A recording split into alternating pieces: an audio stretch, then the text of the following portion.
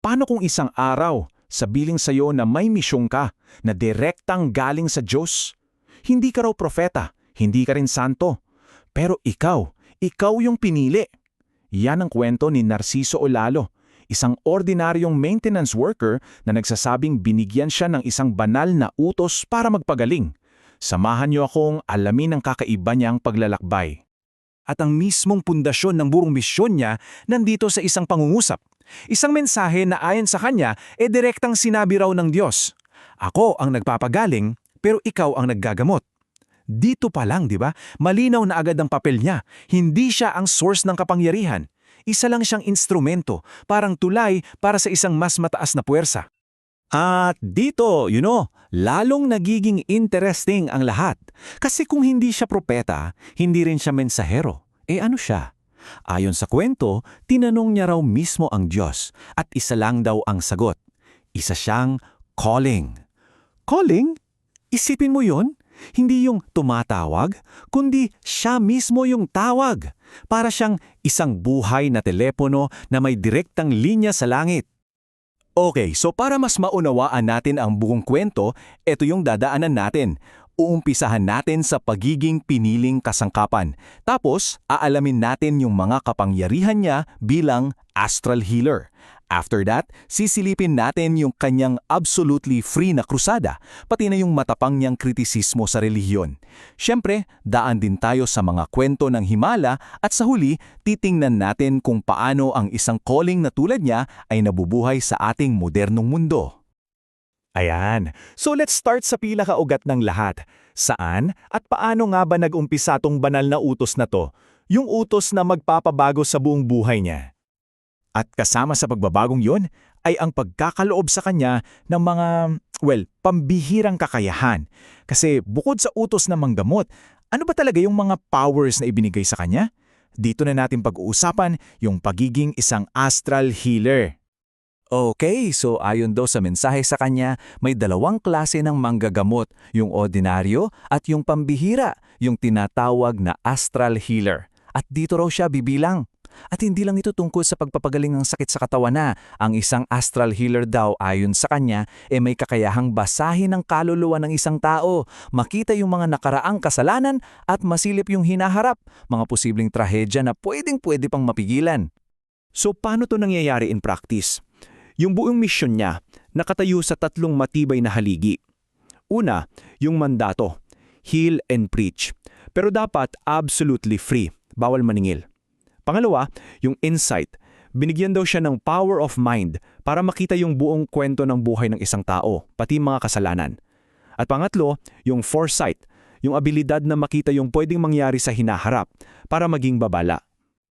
At yung unang mandato, yung bawal maningil, dito papasok yung isa sa mga pinakahindi kapani-paniwalang aspeto ng ministry niya. Kasi, paano niya napapaikot ang lahat ng libre?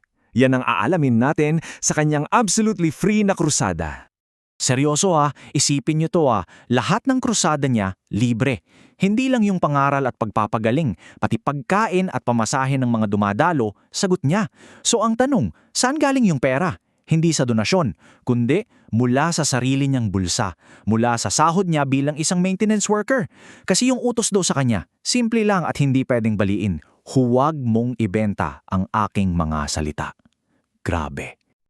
At yung ganitong dedikasyon, hindi lang to isang beses nangyari. Pangmatagalan to. Mahigit isang dekada na siyang naglalakbay sa buong Pilipinas. Nagsimula yan sa isang krusada sa Camiguins noong 2013. At mula doon, umikot na siya sa Bohol, Cebu, Pasay hanggang sa Nueva Ecija at Bataan. Tuloy-tuloy lang ang serbisyo. Pero sa kabila ng lahat ng serbisyong to na nakasentro sa Diyos, dito tayo mapupunta sa marahil pinakakontrobersyal na bahagi ng mga turo niya. Kasi kung banal ang misyon niya, bakit parang galit na galit siya sa organisadong relihiyon? At hindi siya nagpapaligoy-ligoy. Napakatapang at direkta ng mga salita niya. Para sa kanya, ang relihiyong daw naging puro negosyo na lang. At ang solusyon? Wala raw sa institusyon. Nasa mga tao. Sabi niya, kung walang magpapaloko, wala silang maloloko. Wow! Isang panawag yan para sa personal na pagmumulat. So, kung hindi relihiyon, Ano ang alternatibo niya? Ang landas na itinuturo niya, simple lang at personal, nakabuod sa 3 P: pagsisisi, pagbabago, at paniniwala. Isang direktang koneksyon sa Diyos na hindi na raw kailangan ng middleman. At dito mo makikita yung malaking kaibahan sa kritisismo niya. Para sa kanya, ang relihiyon, binebenta ang salita ng Diyos, niloloko ang mga tao para sa pera, at sila raw ang tunay na false prophets. Siyempre, ang lahat ng ito, yung misyon, yung krusada, yung mga turo, saan ba ito humahantong, di ba? May resulta ba? Eto na, dito na natin papakinggan ang mga kwento ng himala at patotoo mula mismo sa mga taong nagsasabing na bago ang kanilang buhay. Kasi, okay, ang ganda pakinggan ng lahat. Pero ang tanong talaga, ano yung bunga? Ano yung nangyayari sa mga taong lumalapit sa kanya? May pruweba ba? At ang mga kwento, iba-iba at madalas talagang nakakagulat. May isang babae na 11 taon daw hindi magkaanak biglang nagbuntis. Isang pasyenteng may COVID-19 na biglang nagnegatibo. Isang lalaking may kidney stones, cholesterol at blood sugar na wala na lang daw lahat. Pero hindi lang yan tungkol sa sakit ha.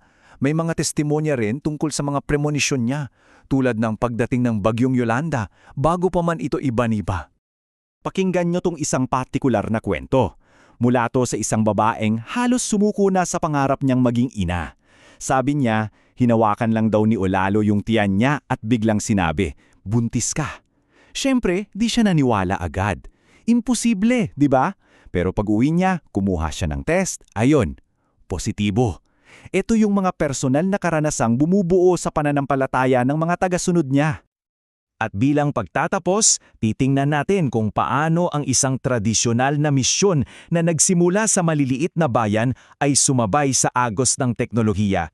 Paano niya dinala ang kanyang calling mula sa mga krusada papunta sa cloud? Dahil yung krusada niya ngayon, wala ng physical na hangganan. Ang mga pangangaral, live sa Facebook. Ang mga testimonya, nasa YouTube para mapanood ng kahit sino, anytime. May lingguhan pa silang fellowship sa Zoom. Dahil dito, yung mensahe niya abot na ng mga Pilipino sa buong mundo. Lumilikha siya ng isang virtual at global na komunidad. So in the end, yung kwento ni Narciso Olalo ay nag-iiwan sa ating lahat ng isang malalim na tanong. Sa panahon ngayon na konektado tayong lahat, na ang impormasyon ay isang click na lang, saan nga ba natin iguguhit yung linya sa pagitan ng pananampalataya, ng pagpapagaling at ng impluwensya? Yan siguro yung tanong na bawat isa sa atin ang kailangang humanap ng sariling sagot.